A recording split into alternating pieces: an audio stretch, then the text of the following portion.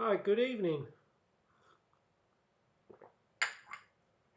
Now, what I wanted to talk about tonight is a little conflict that I've blundered into uh, under the PWR streams with another one of my favourite friends, the anonymous avatar Nazi larpers.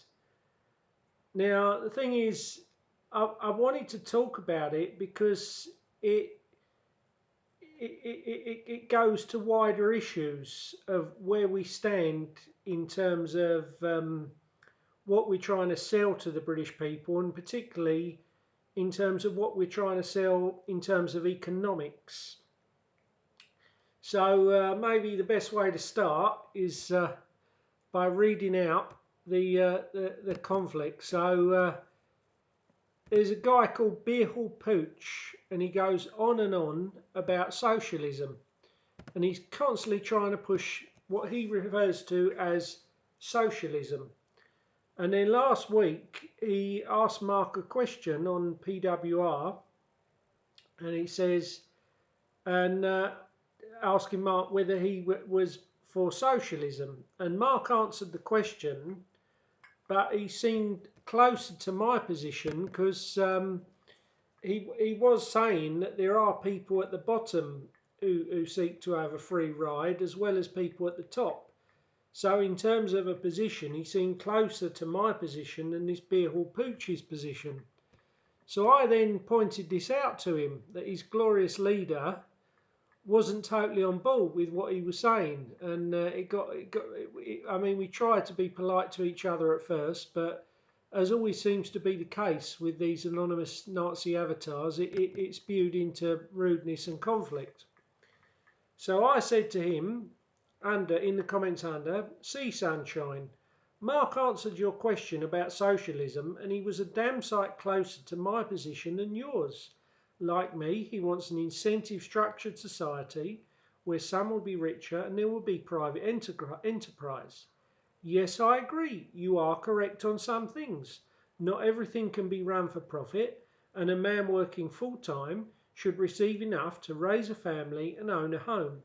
As a naive young Tory boy in 1997, doing my A-levels at Alpington College, me and my pal Adrian, the Tory boys, we were wrong on some things.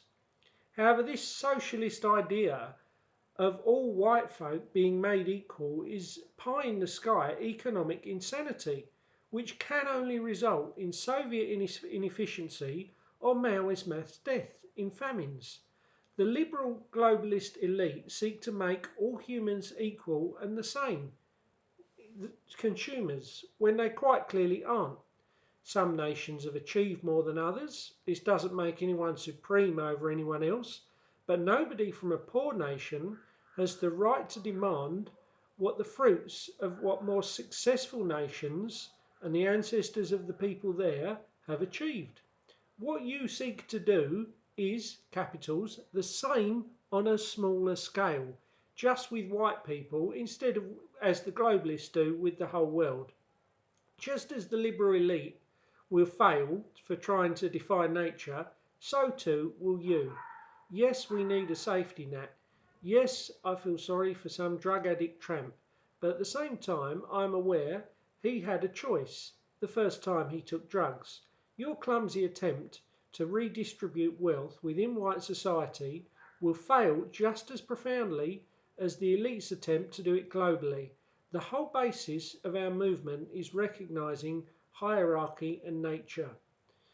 Nobody will bother being an entrepreneur, creating wealth, inventions, services, if he thinks HALL Pooch will just turn up and confiscate his big house and sports car. As Baroness Thatcher said, the problem with socialism is that you eventually run out of other people's money. So rather than come back to me logically or define what he meant by this word socialism that he seemed so keen on using, he just came back, as the anonymous Nazi LARPer avatars are apt to do, with a load of abuse. HALL Pooch says, you are clearly having a breakdown with your constant perverse remonstrations to me that read like the work of a child. Well, arguing over economic policies, childish. None of what you say even remotely approximates my position. Well, what is your position?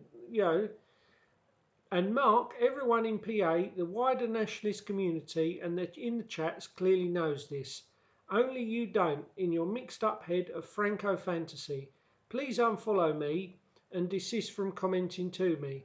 Just enjoy your retirement on the beach in splendid health from the isolation you opine upon. So there's his friendly, charming reply.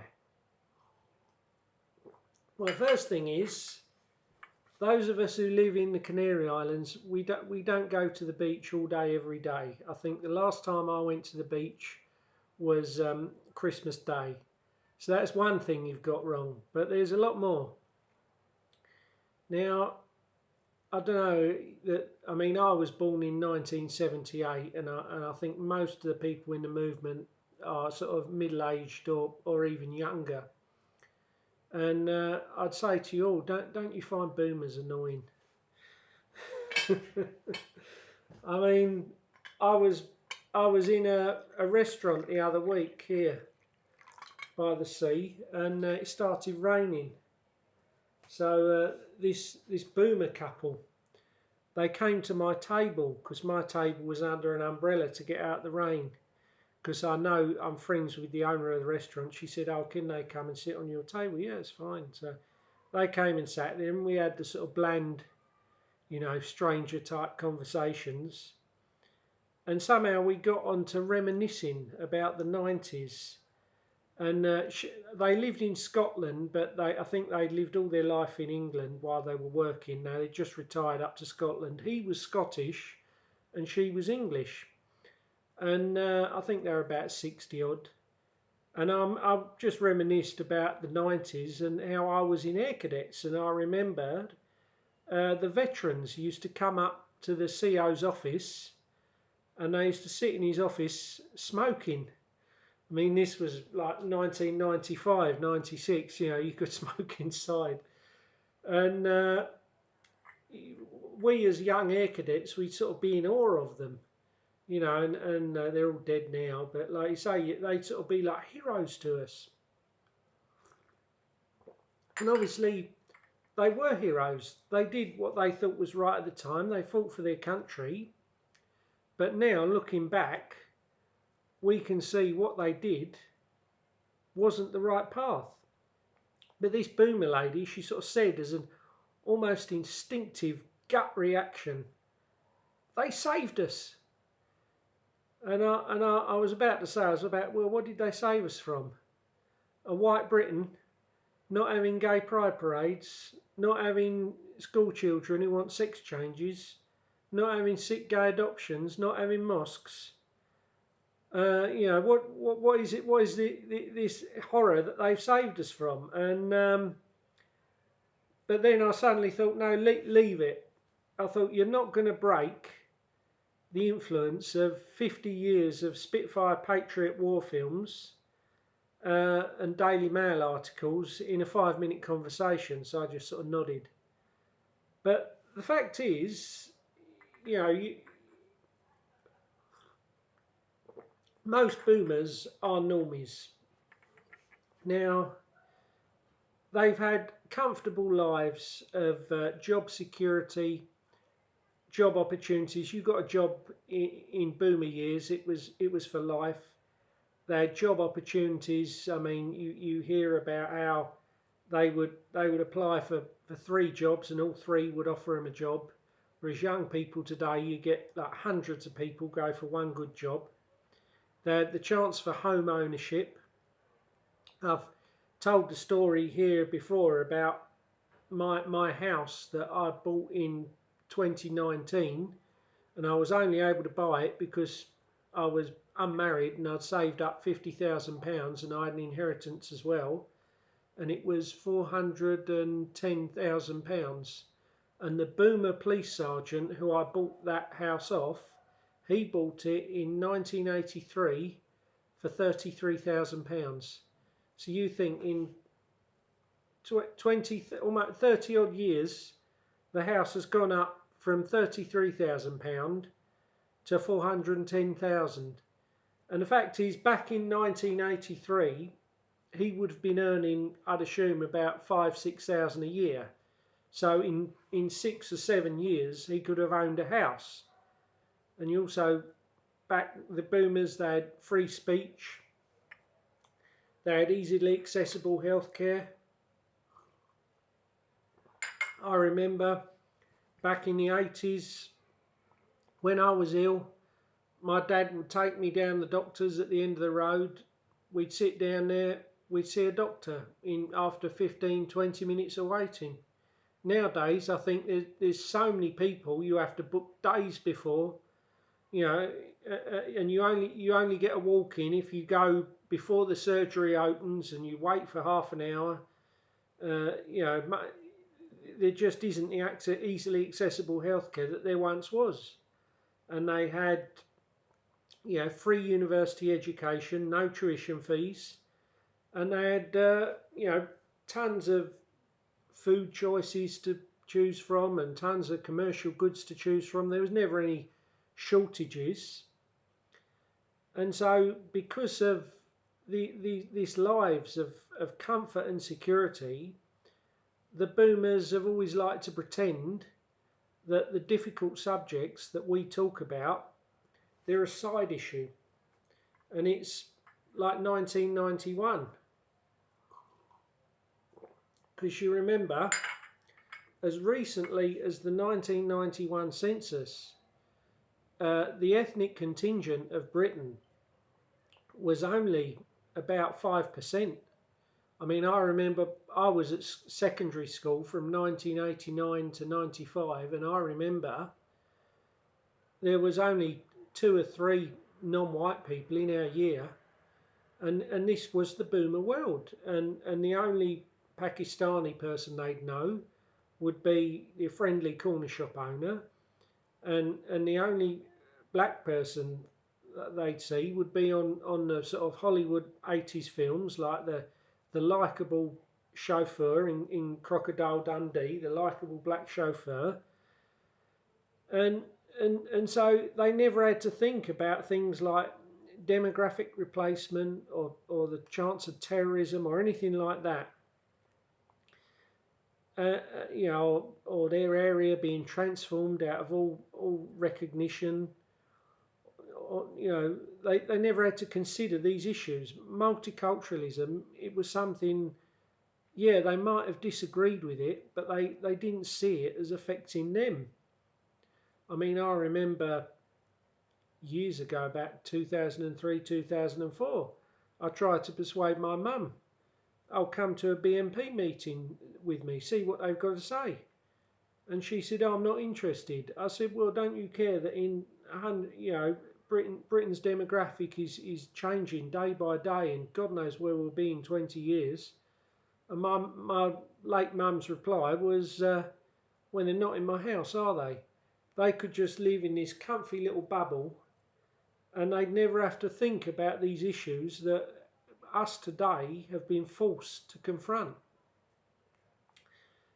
And what you've got to realise is that they are the most privileged generation in all of recorded history, the boomers. I mean, you look at past generations and what they endured.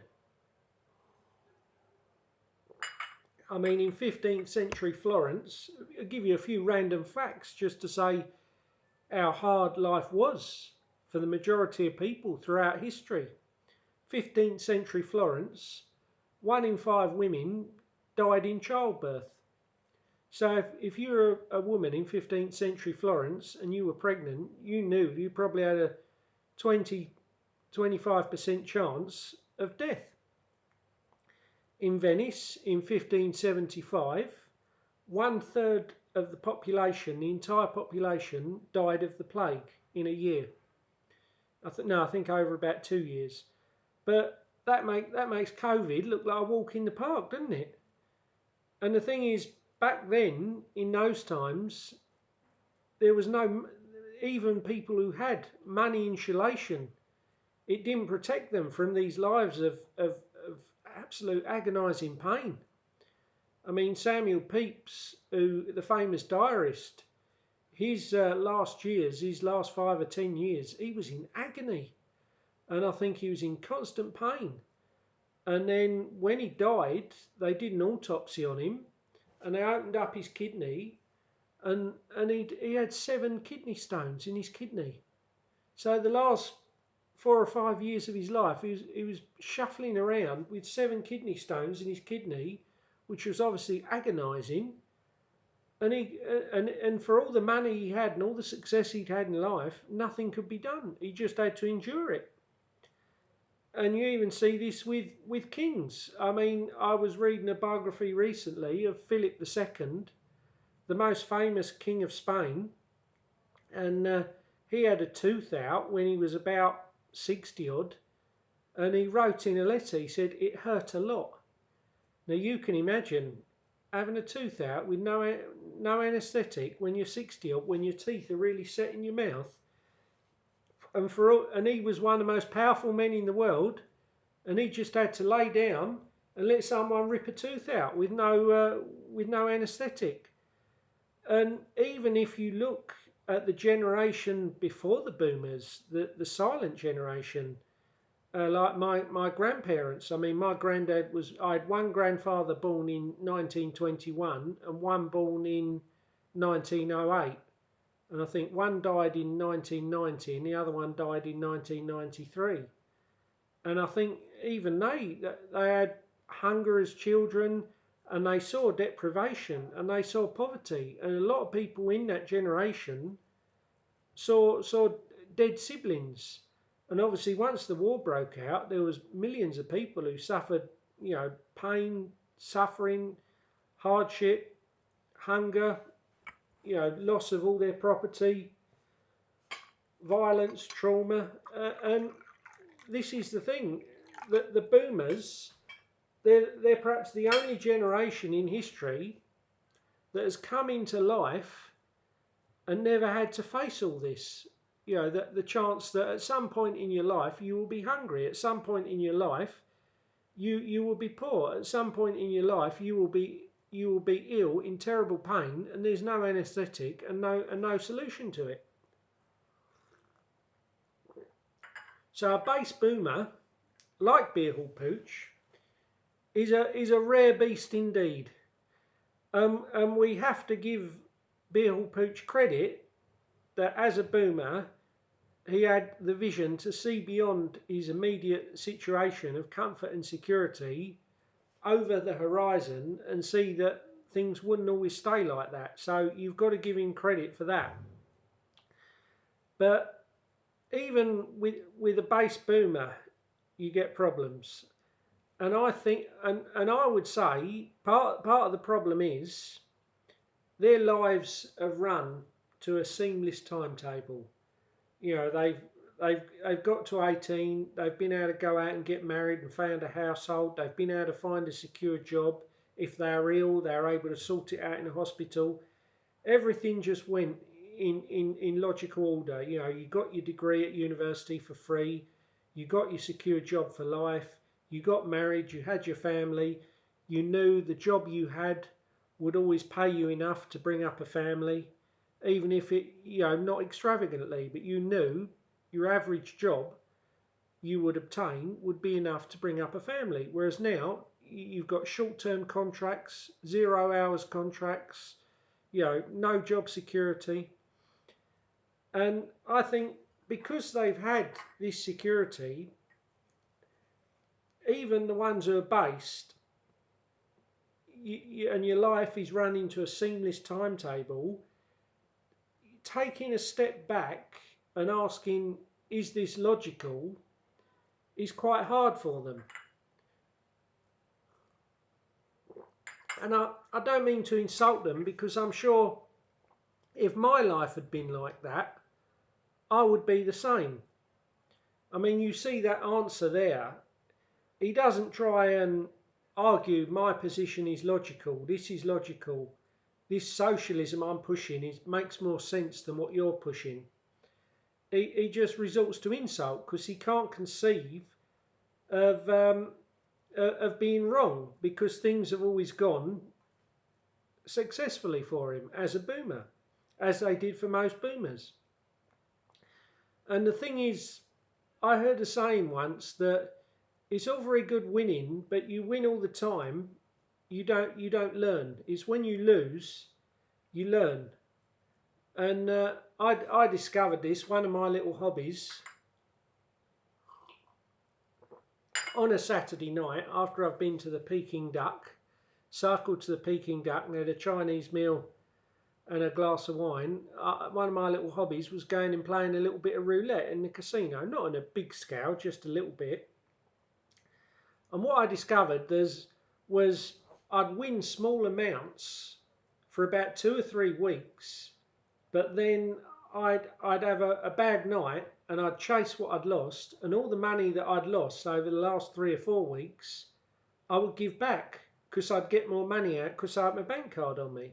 So then I thought, right, I will leave my bank card at home. I will go with €200 and that's it. But then I learned that's not quite good enough, because what I've learned with roulette, that the longer you play for long enough, you will lose because the odds are in their favour. So what I worked out is if you win, you will win quickly.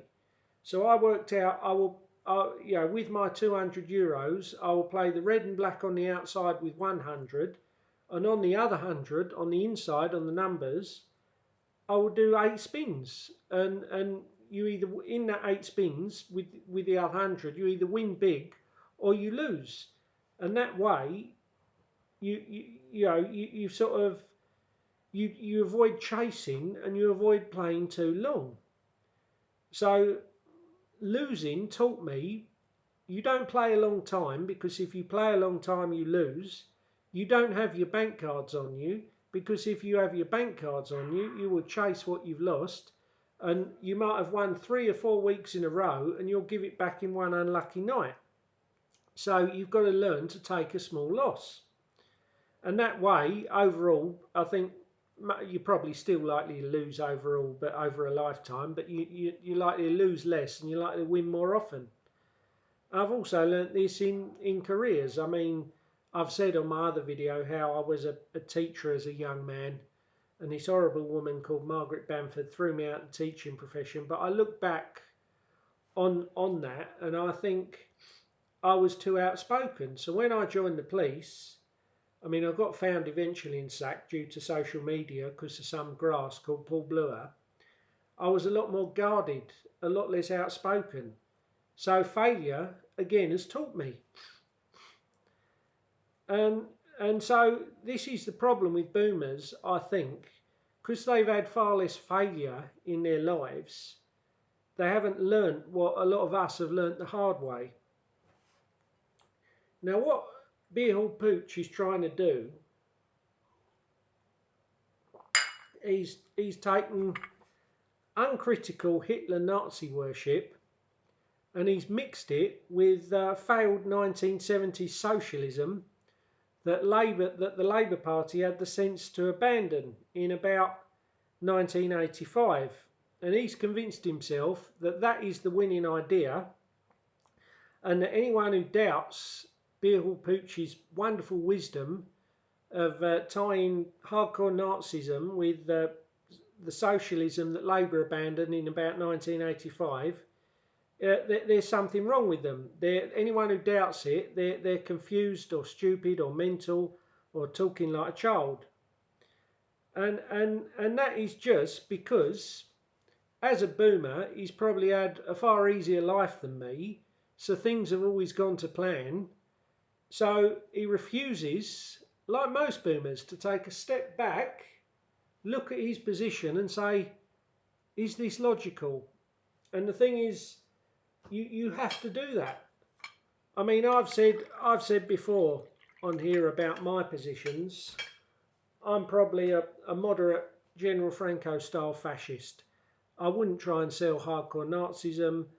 I think Britain should have stayed neutral in World War II, but that doesn't mean I would support the German regime and everything they did.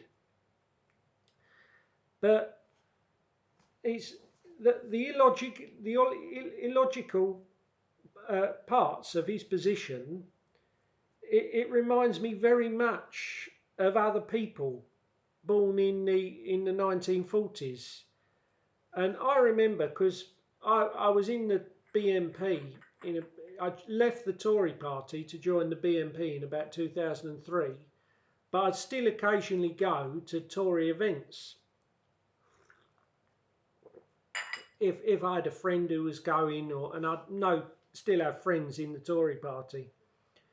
And I remember this was in the 2000, just before the 2005 general election, and I went to a Tory rally in East London, and it was Michael Howard who was the Tory leader then, and it was a big old rally, and they're all cheering and all the rest of it. And I remember he did about 3 or 4 minutes talking about immigration, and he was really hard line. He was really pushing it. I'm going to deport the asylum seekers. Britain's no longer going to be a soft touch. He was really coming in hard with it. And I'm sitting there, hey, hey, hey. But then, the next 3 or 4 minutes, he goes into this massive long praising of ethnic minorities and the sort of Indians and Pakistanis and black people who've come from the third world in the post-war era and lived in Britain. And he's saying the next 3 minutes how brilliant and how wonderful they are. And I sort of thought, well, if they're so brilliant and they've done such wonderful things for our society, why not let a load more in? Because they're that brilliant, they're that wonderful. Why 3 minutes ago were you saying we're going to stop any more of them coming in? Surely if they're a net benefit, let's have some more. Come on in, join the party. And that was a typical boomer position. That was the way he'd always done. A boomer, they want to moan about racism. They want to prevent. They want to prevent more immigration, but at the same time they don't want to be called a nasty word like racist. And so they've sort of sat in this middle illogical boomer position. And they don't like being contradicted. They don't like taking a step back and looking at their position. Now you might say, why does it bother me that someone's insulted me? I'm ugly and old enough to have been insulted by many people. I've had numerous people insult me online, in the real world. I brush it off, it goes over my shoulder. So why have I made a video about this guy insulting me? Well, the reason is because what he's doing, he's trying to direct our movement, which I care about, ideologically. I mean, Richard III, when Henry Tudor arrived on the shores of England, I read in a recent biography, he wrote in a letter to someone that Henry Tudor was aiming for the extreme subversion of this, our realm. And this is why it bothers me what he's trying to push. Because I always say, what we want to do, we don't want to stay on the internet as a little cult. We want to grow. We want to rescue Britain. We want to preserve Britain and Europe for future generations. This is what the aim of all nationalists should be all over Europe. And you've got to ask yourself, how are we going to do that? Well, we're going to do that by winning support. And where is this support going to come from? And it's obvious, it's people who are slightly less right-wing than us. And as things get worse, they will start to ask questions. They will see the logic of our positions and they will come to us. So our future support, it is coming from former UKIP members, former EDL members, right-wing Tories. Now, the UKIP reading Normie, he comes on to one of our streams. So he says, oh, this is interesting. I'll watch Patriotic Weekly Review. And there's Beer Pooch dominating the comments below the stream. And if he hasn't scared off this suburban UKIP, Jaguar driving suburban normie with a load of hardcore Nazism, he'll sure as hell manage it with the 1970s failed socialism. I mean, I actually told him about this. He's going on and on about the Third Reich was so wonderful and all the rest of it, and I just told him, I said, Hitler, he was a psychopath. He showed very little human interest in his followers. In 1934, he was willing to line up and shoot SA men who were accused of treason without even a trial. Now, I look in the camera at this, I wouldn't shoot someone accused of paedophilia without a fair trial first, because it's wrong. And he was prepared to line up and shoot his own comrades without a trial. And you can look at Stalingrad. He was prepared to leave 90,000 young German soldiers, the flower of German youth in the 6th Army, to fight and starve, just to hold on to territory for his ego, because he couldn't admit his tactical decision was wrong. And what he should have done was allow them to fight their way out towards von Manstein's army. And out of the 90,000 who were captured, and I think it was about 50,000 on top of that who died, he could have saved maybe 45,000, 50,000, but he didn't. And also, there's obviously the Holocaust and the mistreatment of Jews, and yes, people should be free to debate the numbers. And there's obviously the mistreatment of Russian prisoners of war. And rather than starving 3 million of them to death, he could have put them to work in German factories. And there's all this Beer Pooch idea that he was some sort of genius. Well, put aside all the rights and wrongs, the bloke lost. So he can't have been that good, could he?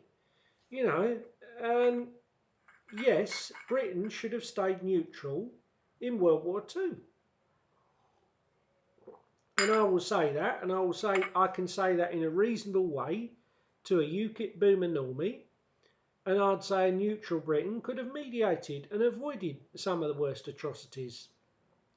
And I'm not a Spitfire Patriot who thinks Churchill was great. Churchill was an evil, drunken bastard as well. I mean, look at the shelling of the French fleet in Algeria. Because they wouldn't join up or submit to the Royal Navy, he was willing to shell a French fleet and kill 1,500 sailors. So, we don't have to take the Spitfire Patriot route and sell out and be like a Tommy 10-name Sivnat or a Paul Golding Britain First. We can challenge the narrative we're given. But if you go down the hardcore Nazi LARPing route, you're scaring normies off. I mean, that's what I think. There's so far you can take the normie. And why Beer Pooch bothers me is not because of insults he's aiming at me. It's because he's below the stream every week, dominating the comments, scaring off potential new recruits.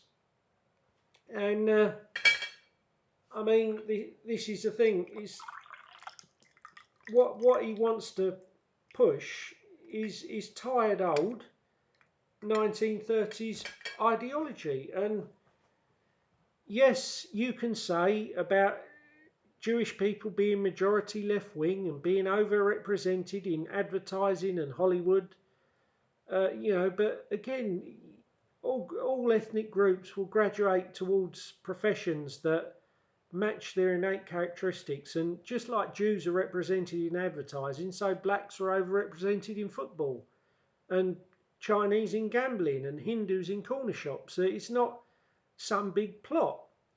And yes, you can criticise Jewish people, and yes, you can call out that Israel is an ethno-state with an immigration policy based on race. I'm quite prepared to point that out to left-wing people, and I've been called an anti-Semite online for doing so. But once you go to this oh, you know, everything's down to them, and 200,000 Jews are controlling Britain in some big plot. I mean, I personally would view it as a cope. And it's something that people who want to simplify the world down, they do. They like one big enemy who sits over there. Alex Jones does it with his globalists. David Icke does it with his lizard people. Claire Core does it with her single mothers. You know, Thomas Baden Rees, when he was on YouTube, he did it with the Rothschilds. They're like one big enemy over there, simplifies everything down.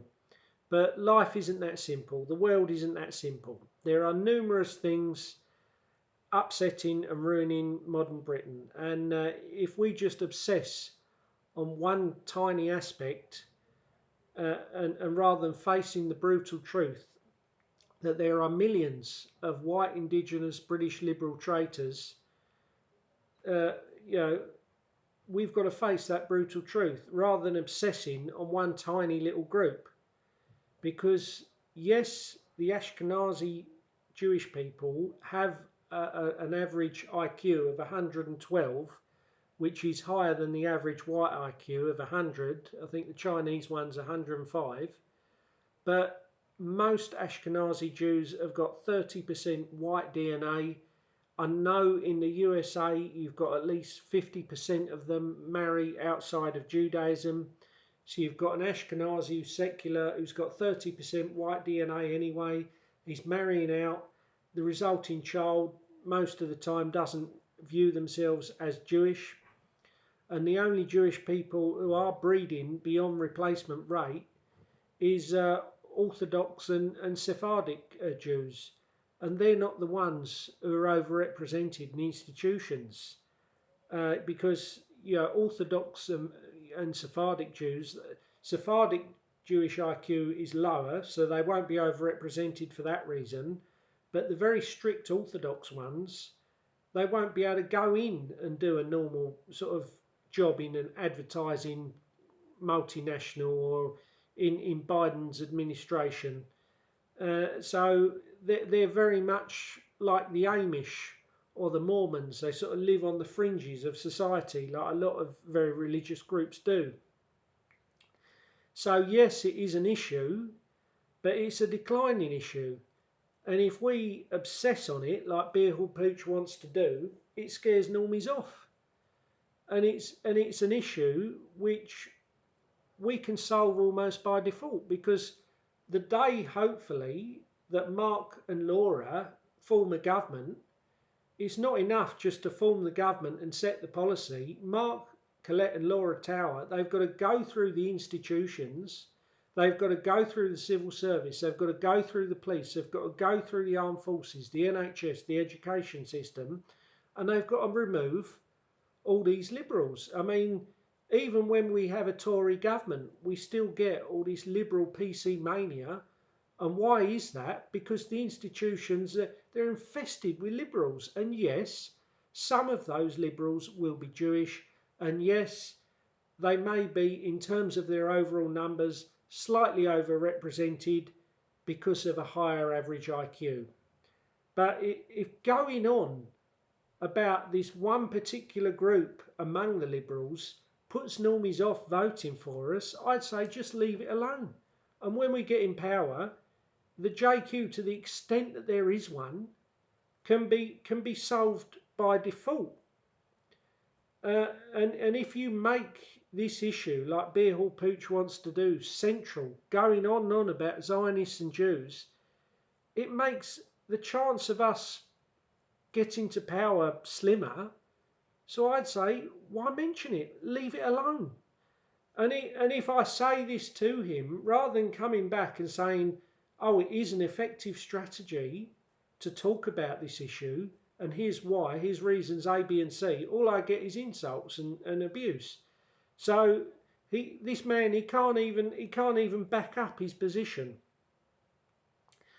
And Millennial Woe said something the other day, which is very prescient. He said, totalitarianism doesn't go with the English psyche.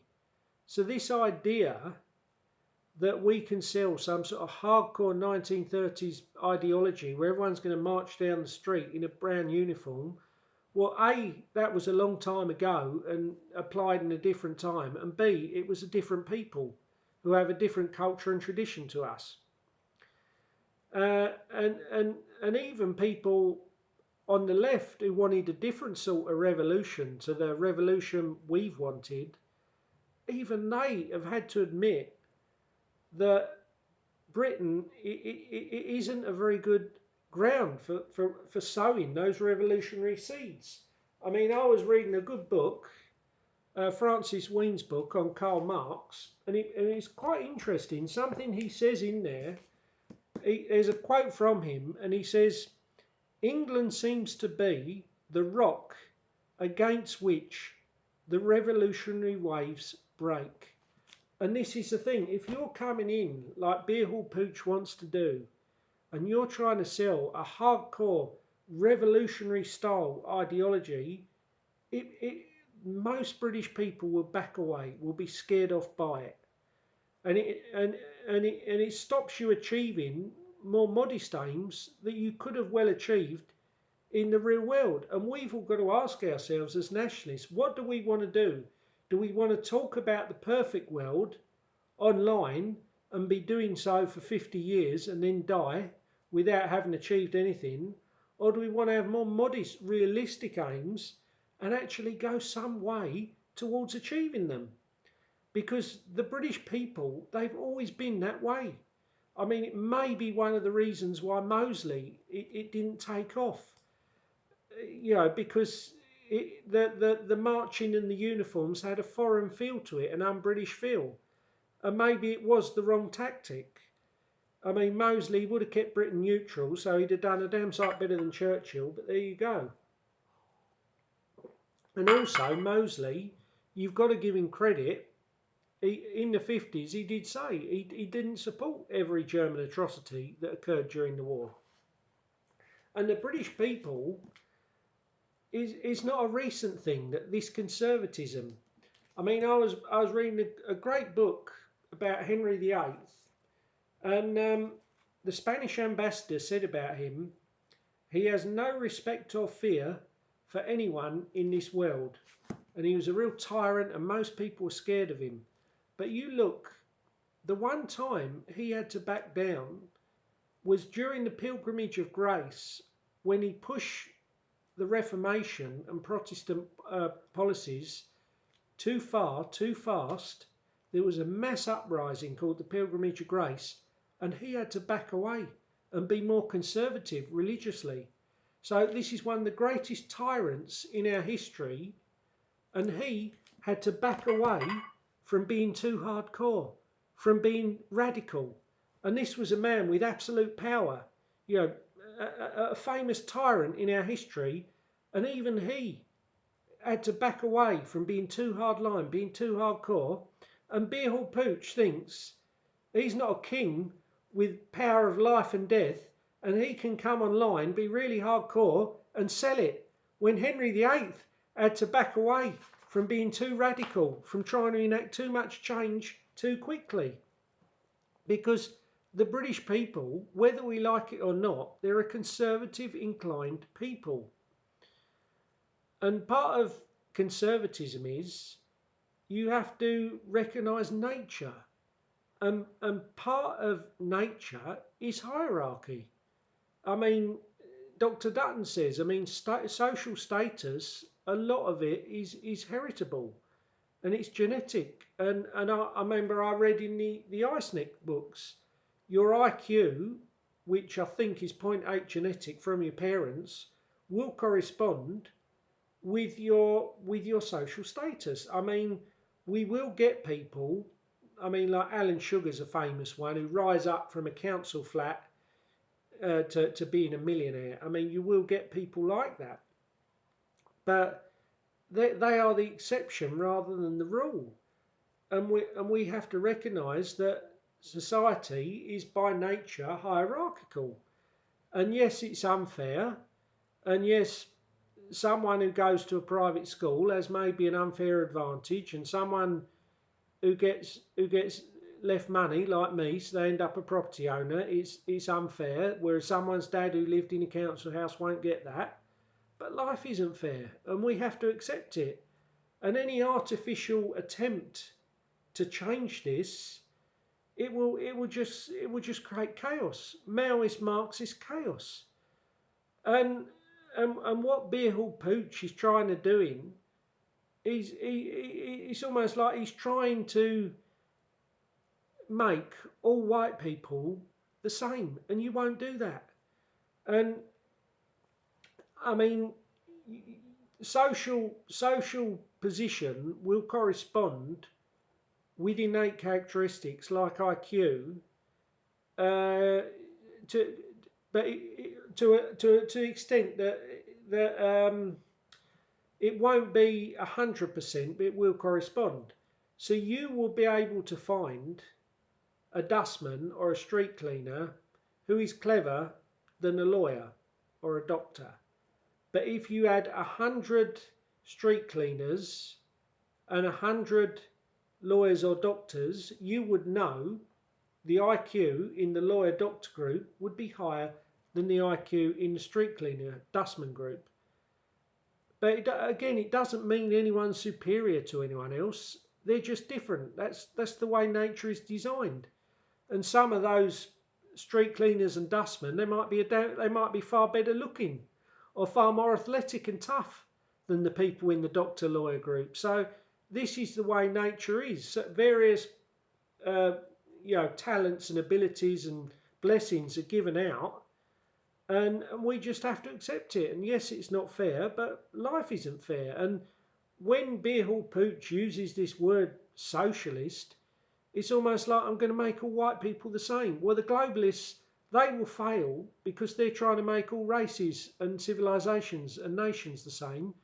And so you will fail because you're trying to do the same thing on a smaller scale, but just with white people. And he's got this delusion that the Third Reich was a socialist society. Well, let's just take one of its top men, Hermann Goering. I mean, that's a good biography by David Irving. I think there's a new one out now that I haven't read by that Exeter University professor, but I haven't read that. But I've read a bit of that. It's quite a good one. Now, he had a billion pound stolen art collection. He lived in a massive mansion called Harrenhal with a ton of servants. And he had like hundreds of bejewelled silk gaudy uniforms. So what, are you seriously telling me that man was some sort of socialist? No, he wasn't. He was a sort of robber baron, a nationalist robber baron. And the idea that he'd have been prepared to give away a large proportion of his wealth to help working people is very, very naive. And the irony is that this Hall Pooch, had he been alive back in the day, back in Nazi Germany, and really pushed and believed in this socialism, he would have been shot along with Gregor Strasser, who was from the wing of the National Socialists who took the socialism part seriously. He would have been shot with Gregor Strasser in the Night of Long Knives in 1934. Maybe he's too daft to realise it, because Hitler, he didn't want hardcore socialism economically, because he had to appease the right-wing conservative elites in the military, the judiciary, the police, the civil service, the government to stay in power. So Hitler, his hero, was prepared to sell Hall Pooch and the socialist wing of the Nazis out at the drop of a hat just to stay in power. Now, yes, capitalism in its current form needs tweaking. I mean, I'm not going to sit here and say the current capitalist system is perfect. And as I said to him in that email, myself and my little friend Adrian back in Orpington College, we were naive, we were wrong. We were young Tory boys, we didn't get everything right. And not everything can be privatised. Certain things have got to be run as a public service. I mean, particularly when that service is a natural monopoly. I mean, I've said this about when I was in Royal Mail, how I realised that, I'm driving a mile down a farm track to deliver a letter. You've got the wear and tear on my van. You've got the petrol in the van, the diesel in the van, and you've got my wages. Well, none of that is going to be covered by a first class stamp. But at the end of that farm track might be an old person who's desperately waiting on a letter about a hospital appointment. So stuff like the post office has to be a public service, and the same with the NHS. And it's the same with the water. I mean, I said on my other video the other week about privatised water companies have been a disaster, because so they could make a profit, it was agreed that if the water level went up to a certain level and there was enough water flowing around, they could dump sewage untreated in the rivers and streams. And there was this guy who rang up LBC the other week. I've said about this in my other video, but in case someone hasn't seen it, I'll repeat it. This guy lived below the connection to the mains of the water. He lived down by a riverbank, so his house was below where the water pipes was. So this guy, I think he was in Somerset somewhere, he had to have a septic tank. And what he would do, he would pay the farmer £200 once a month to empty his septic tank. The farmer would then drive down to the local water treatment centre down the road, and then the local water company that ran the water treatment centre, if there was a storm or a lot of rain and water levels rose past a certain level, they would take £100 off the farmer for taking this sewage, and they'd just be able to dump it in the river. And as the guy ringing up LBC said, if I was to have a pipe from my septic tank to the river, I would be prosecuted. And so this demonstrates that, something like water, where you can't choose between two water companies, there's one pipe, one water supply. It was a short-sighted disaster to privatise it, and it should have stayed a state service. And the railways too has been a disaster in terms of you can only catch. I mean, I think there is some competition, but you're only going to need one train that goes from one destination to another. You can't have two trains on the same track and you choose which one. You cannot introduce market forces into a service like it. And Thatcher, to her credit, shied away from privatisation of the railways, and it was an unpopular John Major policy. So, capitalism in its current form, and the idea of privatising everything, it doesn't work. And we have to admit that the Thatcher policies, they were short-sighted in some areas. I mean, even stuff like the mines, I think Norman Tebbit said, they should have maybe been phased out gradually, because they shut them down straight away and had this massive big conflict. And all that happened was that generations of people in northern towns became sort of benefit people and liable to drugs, and a culture of a working man going to work was destroyed, and whole towns were made impoverished. And this was something that government could have staged, and obviously government can't prop up a failing industry forever, but it is something that could have been handled better. But obviously part of the fault is Scargill digging his heels in as well. So obviously creating that situation. Now, and also in recent years, capitalism as it's run in modern Britain has seemed unfair, because in 2008, when there was the big financial crisis, all the bankers running those banks, they still got paid huge wages. Now, the idea of capitalism is you go out there, you do a job, you do it well, you earn a lot of money, you do it badly, you don't get paid a lot of money, and you fail. And if you're a businessman, your business fails. And yet in 2008, bankers who'd lost millions and wasted tons of money, uh, they ended up still getting huge bonuses. Whereas people lower down, like the one who destroyed the Barings Bank, Nick Leeson, he wrecked a bank and he ended up going to prison. Someone lower down the scale. So there has seemed this theme in recent years that capitalism isn't being run fairly. And the same rules, Nick Leeson is being sent to prison and not getting it paid anymore because he wrecked a bank. Fred Goodwin wrecks a bank and he's still going home with a massive bonus. So, a nationalist government would be right to control capitalism so it was fair, and just as and the same rules that apply to the person at the bottom apply to the person at the top, and there isn't this bias towards the elites.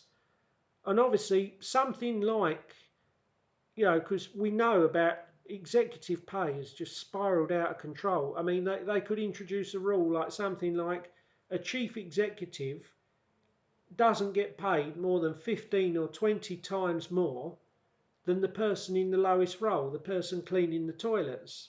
So you can have rules like this without interfering with the free market, without taking away the incentive.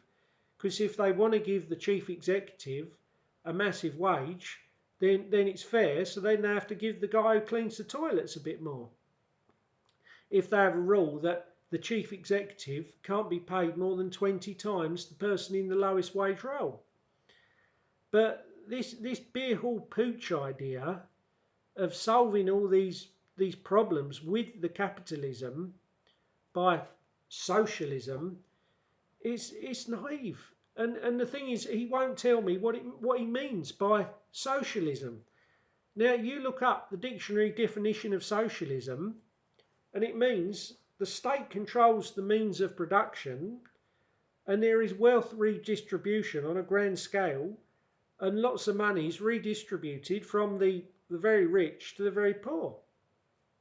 And as Margaret Thatcher said very wisely, the problem with socialism is you eventually run out of other people's money.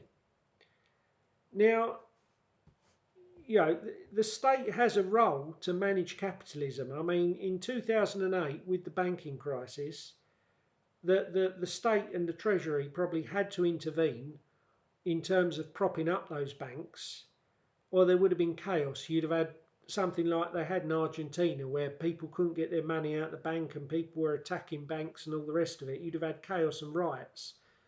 But at the same time, in the 2008 banking crisis, the chief executives who ran those banks into the ground through risky, marketing policies to try and maximise profit, they should have been sent away with a flea in their ear and with no bonus money. And if they had broken rules, they should have been put on trial. But then you get other times where the state has intervened, and it is clumsy. It is unproductive. I mean, you look at COVID, and this was part of the COVID crisis, that the reason we dealt with it so poorly is because boomers who've had comfortable lives their whole lives, they couldn't accept that death and risk is a part of life. And during COVID, as I've said on previous videos, the government ended up paying 70% of the wages of 20 million people out of a 30 million workforce. And that has put the economy of our country into a terrible, terrible state. And the idea that the state as a bottomless pit of money to pay for beer hall pooch's socialism is simplistic. It's daft. And if interest rates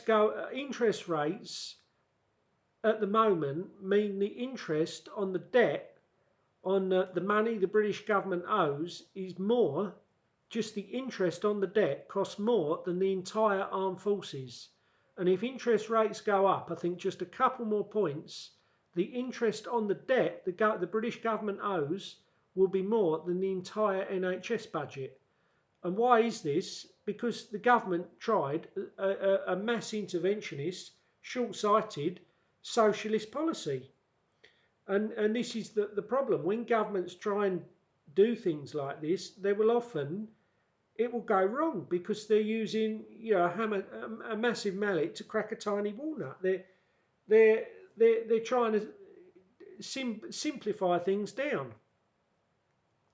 I mean, Einstein always had a saying, let's make things as simple as they can be, but not more simple. And this is the beer hall pooch Nazi socialism. Oh, let's blame everything bad that ever happens on the Jews, and then let's have a socialist society where all white people can be the same, on the same economic level, be equal. Well, it's nonsense. And I mean, when you look for simplistic solutions, this is when things will often go wrong. And I love in these little videos telling little anecdotes from my working life. And people who don't know me, I was a teacher for a year, then a postman, then a prison officer, then a policeman. So all the anecdotes are going to be one of those. Now, when you're in the police, what you used to do, you used to do 2 early shifts, 7 till 3. Then you do 2 late shifts, 2 till 11. And then you do 2 night shifts, which would be 10 till 7. Now, what you wanted on the first night shift, you wanted to finish on time at 7 o'clock, because you were very aware that you had the next night to work, and so you wanted to be aware and alert the next night.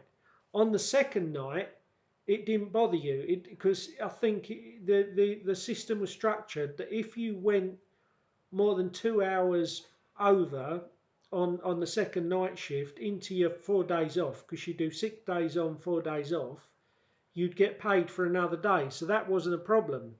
But on the first of the 2 night shifts, you'd want to finish on time. So what would tend to happen is response teams, about 6 in the morning, 5:30, 6, you'd be listening out in your car on your radio for a call, something that would take up an hour or 40 minutes and keep you busy. So you were doing something. So in that last hour of the first night shift, you wouldn't be saddled with something really complicated that was going to take you past 7 a.m. that meant you wouldn't get to bed till about 10, 11 o'clock, because you used to get home about 8 o'clock, and even if you were able to get home for 8 a.m. and get to bed, you'd only be able to sleep for 3 or 4 hours. But if you were late home on that first night shift and you couldn't get to bed till about 11 or midday, because the sun was out and all the rest of it, it's very, very hard to sleep more than about 2 hours. So one night shift, on the first night shift, me and my friend Kevin were out, and he was driving. He was a lovely guy. He used to fart a lot and make jokes about it. He was from Essex. He was a nice guy, and he used to joke about, oh, if I went to prison, I'd be a treasure. So, but yeah, I'd be passed about like a parcel. That was one of his little amusing jokes. But he was a nice, lovely guy. He was Kevin. He was from Essex, and I remember once I used to love being with him because he was always a laugh. And we were going round. It was about 5:30 in the morning, and it was the first night shift. So we're listening out. I'm listening out on the radio for a call that's going to keep us busy for about 45 minutes, so we can finish about 6:30 and then go back to Belgravia police station. Because if you get a rape or something like that, something really complicated at 6 o'clock in the morning, you're looking at working till 10, 11 o'clock, utterly exhausted, because obviously clothing has to be taken, everything, something really important like that, you've got to get it right, and there's a lot of procedures to do to guard evidence. So me and Kevin were in the car about 5:30 in the morning. Suddenly I hear on the radio, tree branches on the road. So I'm like, Kevin, yeah, we'll have that. Yeah, have that. So we straight away, we jump on this call. Tree branches in the road. So what we think we'll do, we think we'll pull up by this tree that's a branch has fallen off. We'll put up a little cordon. We'll then slowly remove this tree branch from the road. And then by the time we've removed this tree branch from the road, because we'll take our time, it'll be about 6:30, 20 past 6, so then we can drive back. So if any really horrible calls come out on the radio, and the sergeant, because what the sergeant would do, if a really complicated call came out and no one took it or volunteered for it, he'd work his way through the cars that were out, and you'd know he was coming to your car, and he'd go through the cars and see what was everyone doing, and eventually he'd get to the car that wasn't doing anything and he'd dump it on you. So we heard this thing, tree branches in the road, so we'll have that. So we go to where this tree branch is in the road, and then we get there and the whole bloody tree has come down in the road. So, oh God. So then we thought, right, what we can do here, we get some of the cordon, the police cordon, do not cross, out the boot of the car. We'll put that round the tree, and then put up, a little cone as well, and then we can just leave it. So we call the sergeant and we tell him that's our plan. We just put police cordon, do not cross, and we'll put a little cone up, and then that'll be it. And then about 6:30 we'll go back. So then the sergeant says, no, you can't do that, because he said apparently in the past the police, there was a fallen tree somewhere, I don't know whether this was in London, it would have been somewhere in Britain, a police incident. The police put a police cordon, do not cross, the tape around the tree, where the tree had fallen and was falling. But then a rather stupid member of the public, in a rush, had walked under the cordon that said police, do not cross. Another branch had fallen off and either injured or killed them. So he said, you will have to sit by that tree to make sure no members of the public walk under the cordon and injure themselves with more falling branches, or you will have to clear all the branches off the road. Well, we couldn't move all the branches because they were really heavy branches that had fallen, and obviously we couldn't make it safe. So we had to sit by this tree until the neighbourhood day shift turned up at about 8:30. And then all the other cars who'd finished on time, because they knew why we'd taken this call, they were driving by, waving at us, sitting by this tree, and they were all going home on time, and we were sat by this damn fallen tree for about an hour, utterly exhausted. And what that says, that little anecdote, you try and look for a simple solution, you make things more complicated. So the simple solution, sometimes it works, sometimes it functions, but you've got to be very aware when you're going for simple solutions, they don't always work. You've got to think a simple solution, there will be times where it will turn out the situation to be a lot more complicated. And the story of me, Kevin, and the fallen tree sitting there till 8 AM exhausted is a good example of that.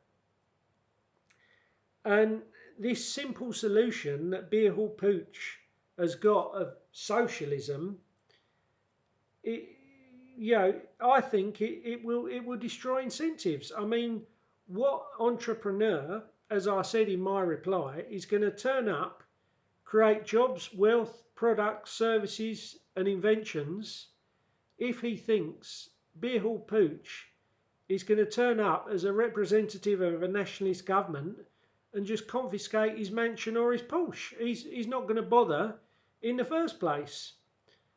And straight away he comes back, oh, that doesn't remotely approximate my position. Well, what is your position? Because that's socialism. Socialism means if some entrepreneur creates millions and millions of pounds, a lot of it will be taken away. So there will be way less of an incentive for him to create that wealth and those inventions and services and products in the first place. Now, my final problem with this Beer Hall Pooch character is, the thing is, he's not just one of these Nazi LARPer anonymous trolls who you will argue with from time to time. He has pushed himself into a commanding role in the movement, and the way he talks below the streams is very much like he's one of Mark and Laura's key lieutenants. And the thing is, he's doing this while staying anonymous and not showing his face. Now, I always say the only reason for not showing your face and being anonymous is to keep a normie job. Now, if someone's got a normie job and they've got a family to raise, fine, they must stay anonymous. But there is way too much of people in the nationalist movement saying really hardline stuff that scares normies off, that they wouldn't dare say in public, that they wouldn't dare own in public, that they wouldn't dare, argue for in public. And the reason why I always show my face is because not to be, oh, this is ego, it forces me to be self-disciplined, because I cannot say anything to that camera that I couldn't look someone out there in the street and justify. So I can't come on my channel and just be gratuitously offensive for the sake of it, because I'm showing my face.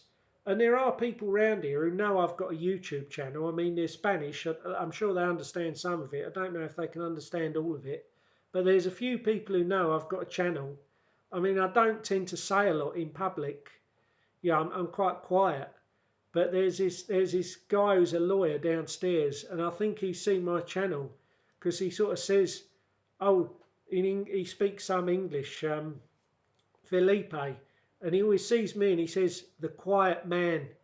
And I think you must have seen my channel, because you're the way he's saying it is like he's taking the piss. You're not always so quiet. You sometimes do say an awful lot, although you have to look online to see it. But the thing is, as I say, showing your face, it forces you to be disciplined. And this is one of the things undermining nationalism, people saying stuff that they couldn't justify in person. And if you show your face, you cannot say anything that you wouldn't be confident to argue for in person. But what it also forces me to do, showing my face, it forces me to be logical. It's not only I can't just be gratuitously offensive, I have to be logical. And if I say a point or take a position, I have to know that I've got facts and figures and a coherent argument that I can make the case for that position. So if I'm challenged out there, why don't you agree with multiculturalism? Why don't you agree with the LGBT agenda? Why don't you agree with socialism? I've got reasons, A, B and C, that I can argue for logically. And this is why I asked Beer Hall Pooch, what's this socialism you believe in?